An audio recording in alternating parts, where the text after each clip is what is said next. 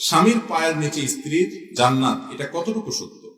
নবী করিম সাল্লাল্লাহু আলাইহি ওয়াসাল্লাম বলেছেন, ইযা সাল্লাতিল মারআতু খামসাহা, কোন নারী যখন 5 ওয়াক্ত নামাজ পড়ে ঠিকমতো, ওয়া সামাত শাহরাহা, রমজানের রোজাটা রাখে ঠিকমতো, ওয়া আতাআত যাওজাহা, স্বামীর কথা মেনে চলে, সারাদিন তর্ক করে না, ভেজাল লাগায় না এবং বেয়াদবি করে না, মেনে চলে, যেটা এখন হারাই গেছে সমাজ থেকে। দিনদার অনেক পর্দানসীন অন্য অনেক ক্ষেত্রে দিনদার মেয়েদের মধ্যেও নেই, আল্লাহ মাফ করুন।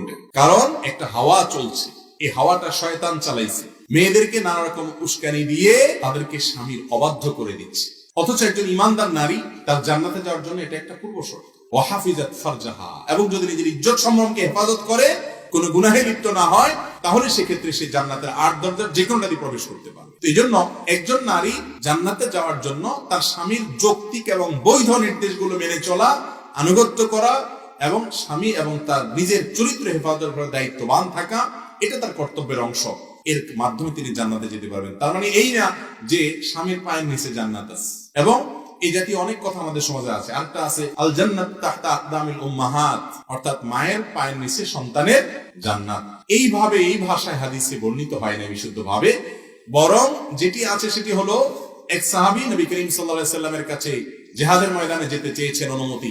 নবী করিম সাল্লাল্লাহু আলাইহি সাল্লাম তাকে বলেছেন, তোমার মা বেঁচে আছে কিনা, বাবা আছে কিনা? তখন তিনি বলেছেন আছে। যখন বললেন বেঁচে আছে, বললেন সেইখানে তুমি জিহাদ করো, অর্থাৎ তাদের খেদমত করো। কোন কোন বর্ণনায় আসছে যে তাদের পায়ে পড়ে থাকো, অর্থাৎ সেবা করো, আর জান্নাত তোমার জন্য সেখানে আছে। এর মাধ্যমে নবী সাল্লাল্লাহু আলাইহি সাল্লাম বুঝিয়েছেন মূলত যে মা বাবার খেদমত, সেবা, তাদের দায়িত্ব পালন করা, তাদের প্রতি আদব লেহাজ বজায় রাখা, তাদের খেয়াল খোঁজ খবর রাখা, এটা সন্তানের কর্তব্য। এর মাধ্যমে সে জান্নাত পাবে। তারা হলেন আমাদের জান্নাতের দুয়ার। নবী করিম সাল্লাল্লাহু আলাইহি সাল্লাম এক হাদিসে আসছে বলেছেন যে রিদার রাব্ব ফি রিদাল ওয়ালিদাইন ওয়া সাখাতুর রাব্ব ফি সাখাতিল ওয়ালিদাইন, মা বাবা খুশি তো আল্লাহ খুশি। যৌক্তিক কারণে যদি মা বাবা নাখোশ হয় তো আল্লাহও নাখোশ হয়ে যায়। স্বামীর আনুগত্য, স্বামীর নির্দেশ মেনে চলা, তাকে মুরব্বী হিসাবে, অভিভাবক হিসাবে গ্রহণ করা এবং যথাসম্ভব আদব লেহাজ ইত্যাদি বজায় রাখা আল্লাহকে খুশি করার জন্য, এটা নারীর জান্নাতে যাওয়ার জন্য গুরুত্বপূর্ণ একটা পূর্ব শর্ত। এই জন্য সেটা ঠিক আছে তাই বলে আমরা আপনার যেটা হাদিসে নাই, বিশেষ করে স্বামীর পায়ের নিচে স্ত্রীর বেহেশত বা জান্নাত, অর্থাৎ কোন হাদিস দ্বারা এরকম কোনো কিছু প্রমাণিত নাই যে নবী করিম সাল্লাল্লাহু আলাইহি সাল্লাম বলেছেন বা কোরআন হাদিসে কোথাও আছে যে স্বামীর পায়ের নিচে স্ত্রীর জান্নাত, এরকম কথা বলবো না।